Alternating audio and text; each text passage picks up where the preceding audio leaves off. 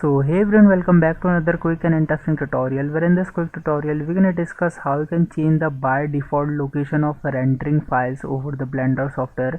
As if you want to save a permanent location for the file that you always render over the Blender, you don't need to manually set it again. You can just simply set it as the by default location.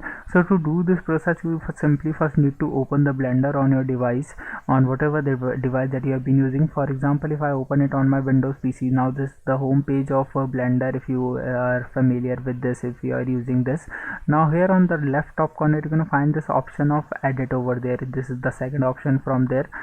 Just simply click on this option, and here on this small window on the last option you're gonna find this option of preferences.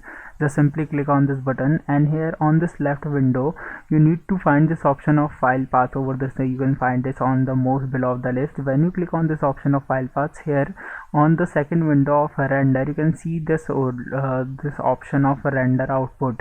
Just simply hit this file explorer button in which is corresponding to this option, and when you click there you can simply select the location of where which you want to render the by default location for the renders that you are doing over the Blender software, and just simply hit accept. When you do that, you can see currently this location has been saved.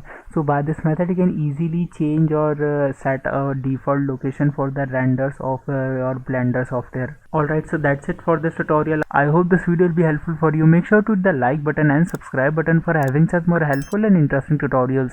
See you in the next one. Take care.